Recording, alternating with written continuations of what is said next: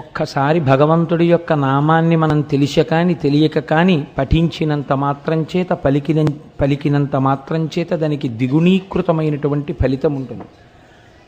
అది ఇంత అంత అని చెప్పనలవి కాదు.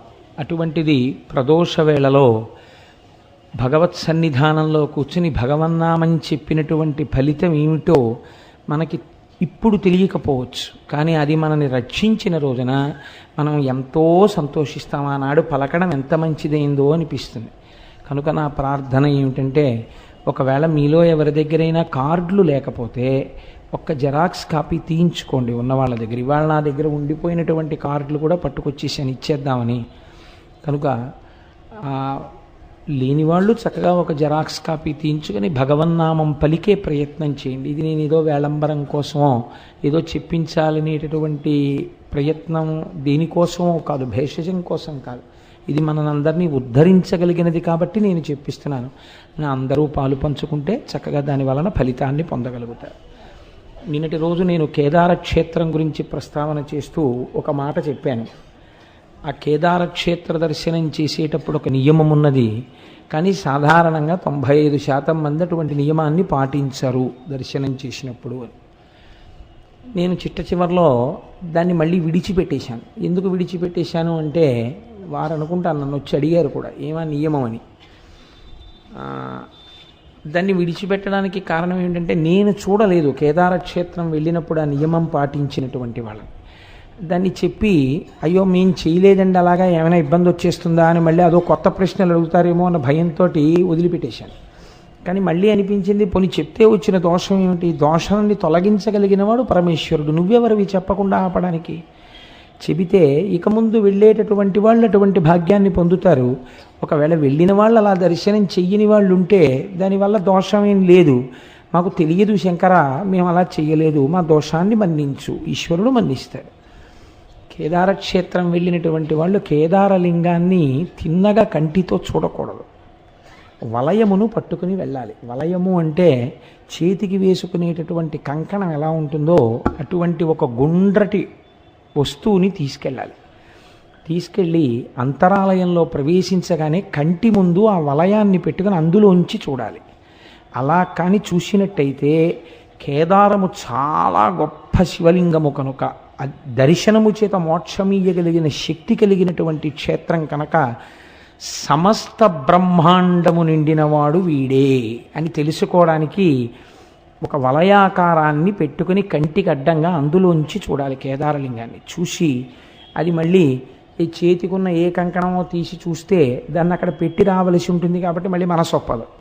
కనుక ముందే చక్కగా ఒక రాగి కంకణమో ఏదో పట్టుకుని వెడితే, రాగి చాలా ప్రశస్తం కనుక ఆ కంకణంలోంచి దర్శనం చేసి దాన్ని అక్కడ విడిచిపెట్టి రావచ్చు.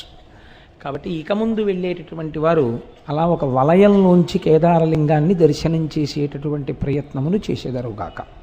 కాబట్టి నేను ఏది చెప్పడమా చెప్పకపోవడమా అని సంశయించి వదిలిపెట్టానో దాన్ని పూర్తి చేసేసాను. ఇప్పుడు ఇవాల్టి రోజున మనం ఓంకార క్షేత్రం గురించి 4 మాటలు మీకు విజ్ఞాపన చేసేటటువంటి ప్రయత్నం చేస్తాను. కావేరికా నర్మదయోః పవిత్రే సమాగమే సజ్జనతారణాయ సదైవ మాంధాతృపురేవ తంస ఓంకారమీశం శివమేకమీడే అంటారు. మాంధాతృపురము అనబడేటటువంటి చోట వెలిసినటువంటి వాడు ఓంకారేశ్వరుడు. ఓంకారేశ్వర క్షేత్రం చాలా చిత్రమైనటువంటి క్షేత్రం. అక్కడ 2 శివలింగములు వెలిసాయి, స్వయంభూలింగములు, ఒకటి కాకుండా 2 వెలిసాయి. ఒకటి ప్రణవాకార పరమేశ్వరుడు అంటారు, ఓంకార స్వరూపి అయి ఉంటాడు. రెండవది మనం ఓంకారమమలేశ్వరం అంటాం, అమలేశ్వరుడు అన్న పేరుతో ఒక శివలింగం వెలిసింది.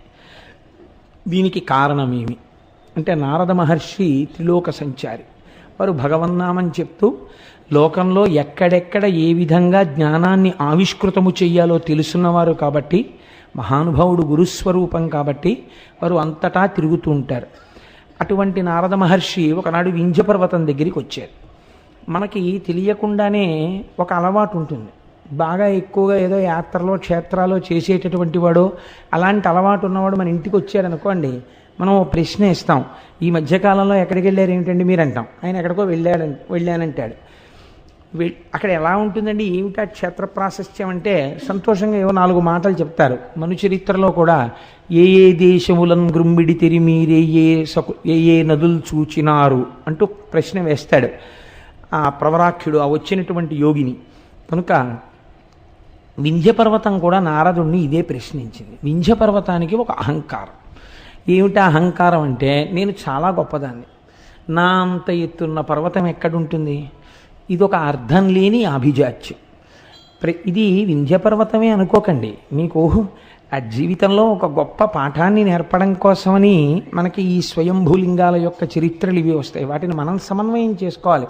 వింధ్యపర్వతానికి గర్వం అండి అని వినడానికి మనకెందుకండి ఆ పురాణంగా.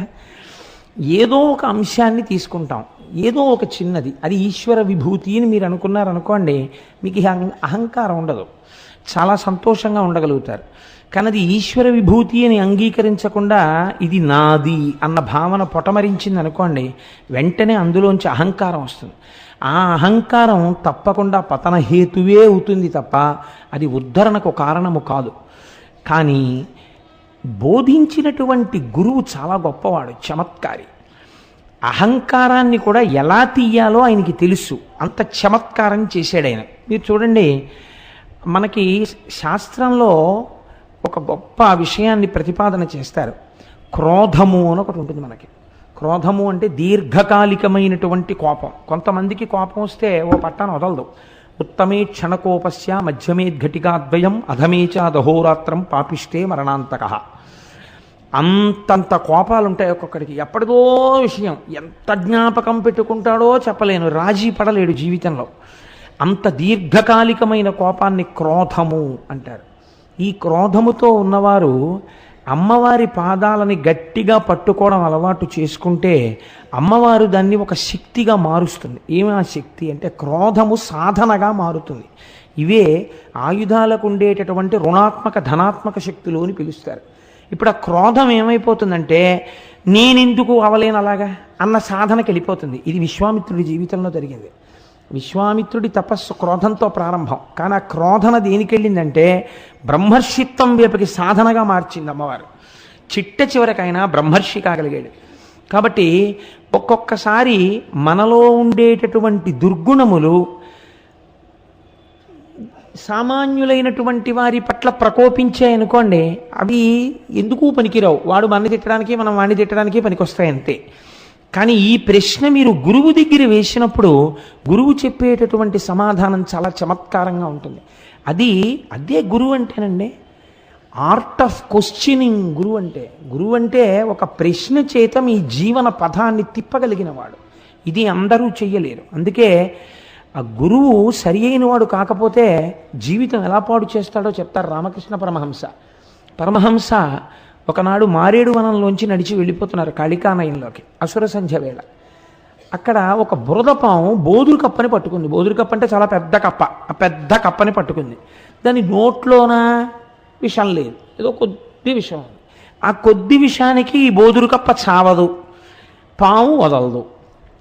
చూశారు, కీచ్ కీచ్ కీచ్ కీచ్ కీచ్ కీచ్ అని అరుస్తోంది కప్ప. ఇటు తిరిగి చూశారు మహానుభావుడు రామకృష్ణ పరమహంస. చూస్తే బురదపాము కప్పని పట్టుకుంది. ఓహో అనుకుని వెళ్ళిపోయారు కాళికాలయంలోకి. ఆయన ఒక 2-3 గంటలు అర్చన చేసి తిరిగి వస్తున్నప్పుడు ఆయనతో పాటు ఒక శిష్యుడు తిరిగి వస్తున్నాడు. సరి అయిన గురువు శిష్యుణ్ణి ఎలా ఉద్ధరిస్తాడు అని అడిగారు. పరమహంస టక్కునాగి, సరి అయిన గురువు కాకపోతే శిష్యుడికి దొరికినవాడు అదిగో బురదపాము నోట్లో కప్పలా కొట్టుకుంటాడు అన్నారు. అదేమిటి అన్నారు. ఆ పాము పట్టుకుని 2:30 గంటలైంది. వదులుతుందా? వదలదు. పోనా శిష్యుణ్ణి పోనిస్తాడా? ఫోన్లు చేసి వాడిని రా అని పీకు తింటాడు. ఏం చేస్తాడో అని భయం, వెళ్ళకపోతే ఏ శాపాలు ఎడతాడో అని. కాబట్టి పెడతాడు. పోనీ ఏమైనా జీవితం ఉద్ధరింపబడే మార్గం ఏమైనా నేర్పుతాడా? నేర్పడు. చంపేయుడు, వదలడు, బురదపాము పట్టుకున్నట్టు ఉంటుంది. ఇదే త్రాచుపాం అయితే ఎప్పుడూ చచ్చిపోయి ఉండేది ఆ కప్ప. అంటే పునర్జన్మని పొంది ఉండేది, వేరొక జీవితాన్ని ప్రారంభించి ఉండేది. గురువు సరి అయిన వాడు కాకపోతే శిష్యుడి జీవితం ఇలా ఉంటుందన్నారు పరమహంస. అంటే ఆ శిష్యుడికి అర్థమైపోయిందంటే ఎటువంటి గురువుని పట్టుకోవాలి. ఒక్క ప్రశ్న చాలండి. అదే రామకృష్ణ పరమహంస దగ్గరికి వచ్చి, భగవంతుడు ఎప్పుడు ఎలా చూస్తాడు అని అడిగాడు ఒక శిష్యుడు. ఆయన ఏం మాట్లాడలేదు. ఓ యాపిల్ పండు చేతిలో పెట్టి, ఈ పండు ఈశ్వరుడు చూడని చోటుకెళ్ళి తినేసి రా అన్నాడు. అతను ఈ పొద్దున్న ఇచ్చారు ఈ యాపిల్ పండు. మర్నాడు పొద్దున్న వచ్చాడు. ఎలా? నీరసపడిపోయిన మొహంతో. ఏమైందన్నారు. భగవంతుడు చూడని ప్రదేశం నాకు కనపడలేదు, యాపిల్ పండు తినలేకపోయాను అన్నాడు. భూమి ఆయన, ఆకాశం ఆయన, నీరు ఆయన, నిప్పు ఆయన, చీకటి ఆయన, సూర్యుడు ఆయన, చంద్రుడు ఆయన, నేను ఎక్కడ తినను? ఎక్కడికి వెళ్ళినా భగవంతుడు కనపడుతున్నాడు అన్నారు. అంటే ఇప్పుడు అంతటా భగవంతుడు ఉన్నాడని నీకు అర్థమైపోయిందా అన్నారు. అర్థమైపోయింది అన్నారు. కాబట్టి నీకేం ప్రబోధం అక్కర్లేదు, వెళ్ళిరా అన్నారు. అంతే. That's it. ఒక్క ప్రశ్న మార్చేసింది అంతే. కాతే కాంతా కస్తే పుత్ర సంసారోయమతీవ విచిత్ర కస్యత్వం కుతయాయాత తత్వం చింతియ తదీయభ్రాత అంటారు శంకరాచార్యుల వారు. ఒక్క ప్రశ్న. కాతే కాంత, ఎవరిని భార్య ఆలోచించు. కస్తే పుత్ర, నీ పిల్లలు ఎవరు? ఎక్కడి నుంచి వచ్చారు? నా పిల్లలు అంటున్నావే, ఎక్కడి నుంచి వచ్చారు వాళ్ళు? సంసారోయమతీవ విచిత్ర, నీ భార్య ఎవరో నీకు తెలియదు, నీ బిడ్డలు ఎవరో నీకు తెలియదు, ఏమిటి అలా పట్టుకు వేళ్లాడుతున్నావు? పోనీ వాళ్ళ గురించి నాకు తెలియదండి అంటావేమో. కస్యత్వం, నువ్వెవరు? ఎక్కడి నుంచి వచ్చావు చెప్పు. ఇంటి నుంచి ఉపన్యాసానికి వచ్చాను, అమ్మ కడుపులోంచి ఎక్కడి నుంచి వచ్చావు అమ్మ కడుపులోకి? ఎవరికి తెలుసు? కస్యత్వం కుతయాయాత, ఏం తెలుసని అదిరిపడిపోతున్నావు? తత్వం చింతియ తదీయభ్రాత, ఒక్కసారి ఆలోచించు. నీ జీవయాత్ర ఏమిటో, నీ బ్రతుకేమిటో బయటపడిపోతుంది. ఎందుకు ఇలా మాట్లాడతావు? అహంకారంతో మాట్లాడడం తగ్గిపోతుంది అన్నారు. అంతే శంకరాచార్యుల వారు. గురువు అంటే అద్భుతముగా మాట్లాడగలిగినవాడు. ఎదుటివాడిలో ఉన్నటువంటి స్వభావాన్ని ఎత్తి చూపకుండా, దుర్గుణాన్ని ఎత్తి చూపకుండా, ఆ దుర్గుణాన్ని ఈశ్వర సాధనగా మార్చగలిగినవాడు. అటువంటి ప్రజ్ఞా దురంధరుడెవరో ఆయనని గురువు అని పిలుస్తారు. సర్వ భూమికలలో ఉన్నవాడిని గురువు ఉద్ధరించగలడం. ఏ భూమికలో ఉన్నవారు వారిని ఎలా ఉద్ధరించాలో గురువుకు తెలుసు. అలా ఉద్ధరించగలిగినటువంటి నైపుణ్యం గురువుకి అదో పెద్ద ప్రయత్నం చేత వచ్చింది కాదు. ఆయన అత్రినేత్ర శివ సాక్షాత్. ఆయన 3 కన్నులతో పైకి కనపడనటువంటి పరమశివుడు. ఆయన ద్విబాహుశ్చ హరిస్మృత. ఆయన 4 భుజములు కాకుండా 2 భుజములతో ఉన్నటువంటి శ్రీ మహావిష్ణువు. కానీ పైకి కనపడిన 4 ముఖములతో ఉన్న చతుర్ముఖ బ్రహ్మ నిరంతరము పరబ్రహ్మాన్ని అనుసంధానం చేస్తుంటాడు. తెలుసుకోవలసిన వస్తువు విద్దైతే దాన్ని చెప్పినది వేదం. తెలియబడవలసిన వస్తువు గురించి లోపల నిరంతరము తిప్పుతూ బాహ్య ప్రపంచానికి దూరంగా ఎప్పుడూ తనలో తాను రమిస్తూ ఉంటాడు. యోగరతో వా భోగరతో వా సంగరతో వా సంగవిహీన యస్య బ్రహ్మణి రమతే చిత్తం నందతి నందతి నందత్యేవ. అలా ఆనందపడిపోతూ ఉండేటటువంటి వాడెవరో ఆయన గురువు. ఆయన సాక్షాత్ పరబ్రహ్మ. అందుకే గురుర్ బ్రహ్మ, గురుర్ విష్ణు, గురుర్దేవో మహేశ్వర, గురు సాక్షాత్ పరబ్రహ్మ, తస్మై శ్రీ గురవై నమః. ఆ గురువుకి ఏది చేత కాదు. ఆయన దీనికోసం ప్రత్యేకం ఏదో సిలబస్ నేర్చుకోక్కర్లేదు. ఎదుటివాడు మాట్లాడిన ఒక్క మాటకి అంతే. ఒక్క మాట గురువు మాట్లాడా అవతల వాడి జీవన పథమే మార్చగలుగుతాడు. అంత లోకోన్నతుడిని చేసేస్తాడు, అంత సర్వోత్కృష్టుణ్ణి చేస్తాడు. తాను ఇప్పటి వరకు ఏది ఉత్కృష్టత అనుకుంటున్నాడో దాని నుంచి తిప్పి అసలైనటువంటి పదం ఏదో, ఏ పదం వైపుకెళ్లాలో ఆ పదం వైపుకి గురువు తిప్పగలడు. అదృష్టమేమి జీవితంలో అటువంటి నారదుడితో వింధ్యపర్వతం మాట్లాడడం. ఎంత అహంకారం ఉన్నవాడైనా కావచ్చు, ఒక గురువు దొరకడమే జీవితంలో అదృష్టం. ఆ గురువుతో మాట్లాడడమే అదృష్టం. వాడి జీవితం మారిపోతుందంతే. చూడండి, అందుకే శంకరాచార్యులు వారి రుణం మనం తీర్చుకోలేమండి. శంకరులు అందుకే అంటారు, మనుష్యత్వం ముముక్షత్వం మహాపురుష సమాశ్రయ. మహాపురుషుడు ఒకడు జీవితంలో తటస్థపడడం, ఆయనతో మాట్లాడగలగడం, ఆయన ఒక ప్రశ్న వేసి జవాబు తెలుసుకోగలగడం, ఆయన పాదసేవనం చెయ్యగలగడం, ఆయన వెనక ఆయన వస్తువుని వహించగలగడం, ఇవన్నీ కూడా జీవితంలో నీకు దొరకాలంటే దొరికే అదృష్టములు కావు. కొన్ని కోట్ల జన్మల తర్వాత నీకు ఆ అదృష్టం లభిస్తోంది. కాబట్టి గురువుతోడి సంపర్కము, గురువుతోడి అనుబంధము, గురువుతోడి కలయిక అంత గొప్ప స్థితికి తీసుకెడుతుంది. కాబట్టి ఇప్పుడు వింధ్యుడికి అహంకారం ఉండొచ్చు, కానీ ఎవరితో మాట్లాడుతున్నాడు? నారదుడితో మాట్లాడుతున్నాడు. ఆ నారదుడిని చూసి ఒక మాట అన్నాడు. ఎవరితో చెప్తున్నాడు ఈ మాట? బాగా జ్ఞాపకం పెట్టుకోండి. ఇది మనకి జీవితాన్ని నేర్పుతుంది. అందుకే గురువు దగ్గరికి వెళ్ళినప్పుడు తాను మాట్లాడకూడదు. మీరు దీపాన్ని వెలిగించేటప్పుడు ఏం చేస్తారు? ఒక్కసారి అగ్గిపుల్ల గీసి ఒత్తి దగ్గర చూపిస్తారు. ఆ దీపం మీ పూజ అయిపోయేంత వరకు ప్రకాశిస్తుంది. ఒకసారి వెలిగించిన తరువాత మీరు దానికి నమస్కారం చేసేసి పసుపు కుంకం వేసుకుని ఈ దీపము పరంజ్యోతి, ఇది ఈశ్వరుడు అని, నతత్ర సూర్యో భాతి నచంద్రతారకం నేమా విద్యుతో భాతి కుతోయమగ్ని అంటూ పూజ చేస్తారు. ఇంకా మళ్ళీ మళ్ళీ దీపాన్ని కదుపుతూ ఉంటారా పూజలో? కదపరిహ. ఆ దీపం నిధనం అవ్వకుండా చూసుకుంటారంతే. అవసరమైతే మీకు ఒక్క పోసినా పర్వాలేదు, కానీ దీపానికి గాలి తగలకుండా కాపాడుకుంటారు కదండి. గురువు దగ్గర అంతే. గురువు దగ్గర ఎక్కువ మాట్లాడరాదు. గురువు దగ్గర ఎంత ఎక్కువ మాట్లాడితే మీ మీద అంత బలహీనమైన అభిప్రాయం ఏర్పడుతుంది. గురువు దగ్గరికి వెడితే ఎక్కువ వినాలి. నాకు అన్నిటికన్నా భయం జీవితంలో ఏమిటంటే మా గురువుగారి దగ్గరికి వెళ్ళడమే. నేను మా గురువుగారి దగ్గరికి వెడితే ఎక్కువ మాట్లాడతానేమోనని నాకు చాలా భయం. స్కూటర్ ఎక్కే ముందు 1-10 మార్లు నువ్వు గురువుగారి దర్శనానికి వెడుతున్నావు, ఎక్కువ మాట్లాడకు, నీకు అలవాటు అయిపోయింది ఈ ప్రసంగాలు చేయడం. గభాల గురువుగారు ఏదో శివ అంటే నువ్వు అక్కడి నుంచి శివాష్టోత్రం అనకు, నువ్వు నోరు మూసుకు కూర్చో, ఆయన మాట్లాడింది నువ్వు వినంటే అని నన్ను నేను 10 మార్లు హెచ్చరిక చేసుకుని గురువుగారి దగ్గరికి వెడతాను. గురువుగారి దగ్గరికి వెళ్ళినప్పుడు దీపం వెలిగించినట్టు ఉండాలి. ఒక్క ప్రశ్న అంతే చాలు. వారికి తెలుసు, వారి దాంట్లోంచి ఇంకా గంగా ప్రవాహం, వారు ఎన్నైనా మాట్లాడతారు. నువ్వు చెయ్యవలసింది ఆ దీపపు వెలుగులో నువ్వు ప్రకాశించు చాలు. నువ్వు వినంతే. నువ్వు వెర్రి ప్రశ్నలు అన్నీ మొదలెట్టకు, అక్కడ కూర్చో అంతే చాలు. వారు నిన్ను నడిపిస్తారు, వారు నిన్ను ఉద్దీపింపచేస్తారు. కనుక ఆ గురువు అంటే మరోలా అనుకోకండి, నేనేదో స్వోత్కర్ష కింద చెప్పుకున్నానని. అది నా యందు ఆ భావన నిలబడాలని మీకు విజ్ఞాపన. పెద్దలు కాబట్టి మీ అందరూ ఆ వీడికి అటువంటి భావన నిలబడుగాక అని ప్రార్థన చేస్తారని మీకు చెప్పానంతే. అంతేగాని నేనేదో చాలా గొప్పవాడిని, ఇంత సాధన చేస్తున్నానని స్వోత్కర్షకి చెప్పుకోవడానికి నేను చెప్పిన వాడను కన్నా బలహీనతగా చెప్పానంతే. కాబట్టి నారదుణ్ణి చూసి వింధ్యపర్వతం తన అహంకారాన్ని బయటపెట్టింది. ఏమని చూశారా? ప్రపంచంలో అనేకమైన పర్వతాలు ఉన్నాయి, నా వంటి పర్వతం ఎక్కడుంటుంది? అనేకమైనటువంటి ధాతువులతో ఇంతెత్తున పెరిగి ఆకాశాన్ని చుంబిస్తూ అనేకమైనటువంటి శిఖరములతో అనేకమైన జంతువులకు ఆలవాలమై నా దగ్గర ఎన్నో పర్వతాలు పెరుగుతుండగా, ఎన్నో నదులు ప్రవహిస్తుండగా, ఎందరో కూర్చుని తపస్సులు చేసుకుంటుండగా, ఎన్నో గుహలు ఏర్పడి ఉండగా, పరమ పవిత్రమై ఇంతమందికి ఆవాసమై నేను అలరారుతున్నాను. నా అంత గొప్పవాడు మీరు చూసినంతలో ఇంకొకడెవరైనా కనపడ్డాడా అని అడిగింది. అంటే ఇప్పుడు అసలు నిజానికి వింధ్యుడు ఎవరికి నమస్కారం చేయాలి? చూడగానే నారదుడికి నమస్కారం చేయాలి. ఆయన కన్నా జ్ఞాని ఎవరున్నారు? ఆయనకి నమస్కరించడం కాదు, తన గొప్ప చెప్తోంది. చెప్తే గురువు అంటే ఇది ఎంత మర్యాదగా మాట్లాడాడో చూడండి. ఆయన అన్నాడు, ఓహో చాలా బాగుందో, చాలా గొప్ప మాట చెప్పావు, కానీ నేను నీకొక్క మాట చెప్పనా? అదే కదా నేను అడుగుతున్నది.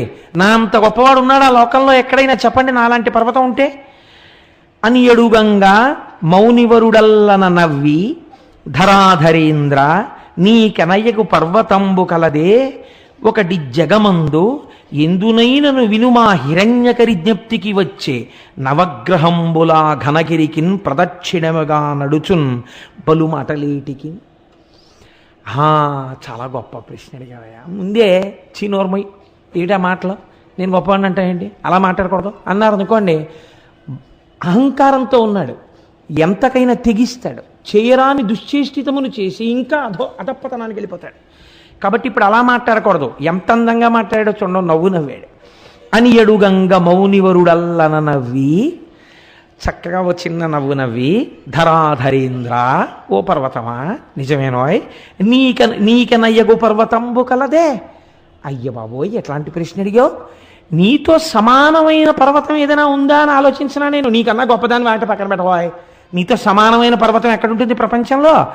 ఇలా అంటే అవతలవాడు వినడం మొదలెడతాడు. ముందు అవతలవాడిని వినేటట్టు చెయ్యాలి గురువు, ఇది మొదటి లక్షణం. అంతేకాని అవతలవాడు వినకుండా విముఖుడయ్యేటట్టు చేశాడు అనుకోండి, అసలు వాడు వినడు, తనేం ఉద్ధరిస్తాడు? తను అవతలవాడు వినేటట్టు చెయ్యాలి. కాబట్టి అవతలవాడి యందు ఏ గుణము తాను ప్రస్తావన చేస్తే వింటాడో అది ప్రస్తావన చేసి వినేటట్టు చేశాడు. ఎవరుంటారయా నీతో సమానమైన వాడు? ఒకటి జగమందు ఎందునైనను, అబ్బెబ్బెబ్బే నీతో సమానమైన వాడు ఎక్కడున్నాడయా అన్నట్లో గుర్తొచ్చింది.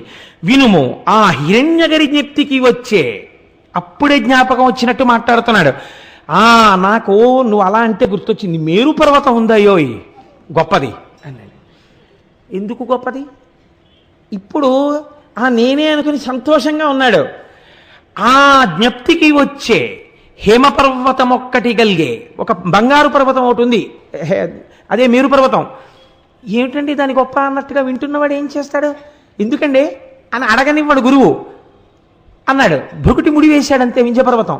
వెయ్యగానే కారణం చెప్తున్నాడు. నీకు లేదని చెప్పడు, వాడికి ఉందని చెప్పాడు. ఏది చెప్పాడు? నీకన్నా ఐశ్వర్యం ఎక్కువ ఉంది, నీకన్నా ఎన్ఎస్సి సర్టిఫికెట్లు ఉన్నాయి, నీకన్నా ఫిక్స్డ్ డిపాజిట్లు ఉన్నాయని చెప్తే గురువు ఏమిటి? వాడికి ఏమి ఉన్నాయో తెలుసుకోవడానికి ఆ గురువు గారు. వాడికి ఎంత ఐశ్వర్యం ఉంటే వీడికి ఎందుకు? ఎన్నడూ తనతో సంబంధమున్న వారి ఐశ్వర్యమును గురించిన ఆలోచన గురువుకుండా రాదు. ఆయనకి ఎంత ఉన్నా ఆయన ఇంకా ఉన్నతిలోకి రావాలను ఆశీర్వచనం చెయ్యండి. అవతల వారి ఐశ్వర్యం గురించి నీకెందుకు? నువ్వు గురువు అయితే వాళ్ళ ఆధ్యాత్మిక ఉన్నతి గురించి ఆలోచించు. వాళ్ళని నువ్వు ఎంత బాగా వృద్ధిలోకి తీసుకొద్దామని ఆలోచించు. అంతవరకు ఐశ్వర్య సంబంధం నీకేమిటి మధ్యలో అసలు? కాబట్టి ఇప్పుడు ఆయన అన్నాడు, నీకన్నా ఎందులో గొప్పదో తెలుసా మేరు పర్వతం? నవగ్రహంబులా ఘనగిరికిన్ ప్రదక్షిణమిగా నడుచున్ పలు మాటలేటికిన్. నవగ్రహాలు ఆకాశంలో తిరుగుతున్నప్పుడు ప్రపంచంలో నవగ్రహాలకి అందరూ నమస్కారం చేస్తారు. అవే కదా సుఖదుఖాలు నిర్ణయిస్తాయి. ఆ నవగ్రహాలు మేరు పర్వతం యొక్క శిఖరానికి ప్రదక్షిణంగా తిరుగుతుంటాయి. నవగ్రహముల చేత ప్రదక్షిణం చేయబడుతుంటుంది ఆ మేరుపర్వత శిఖరం. ఎంత గొప్పదయా మేరుపర్వతం అన్నాడు. అనేటప్పటికీ ఈయనకి చాలా బాధేసింది. నిజమే, నాకు ఉన్నాయి ఇంతంత శిఖరాలు. ఏది ఎవరు తిరుగుతున్నారు నా శిఖరాల చుట్టూ? కుక్కలున్నాయి, ముంగిసలున్నాయి, పావులున్నాయి, పెద్ద పులులున్నాయి, సింహాలున్నాయి, నదులున్నాయి, పర్వతాలు, అరణ్యాలున్నాయి. ఏది అట్లాంటి కీర్తి నాకెక్కడుంది? ఇప్పుడు వెంటనే అన్నాడు, ఏం చెయ్యమంటావు అయితే నన్ను? నేను కూడా అలాంటిదేదో పొందాలి. ఇప్పుడు నవగ్రహాలు ప్రదక్షిణం చేసినప్పుడు మేరు పర్వతం పొందినటువంటి ఉన్నతి ఏది ఉన్నదో అంతటి ఉన్నతి కన్నా గొప్ప ఉన్నతిని తాను పొందాలి. అది ఏ ఉన్నతి? ఏం చేస్తే అంతకన్నా గొప్పదవుతుంది?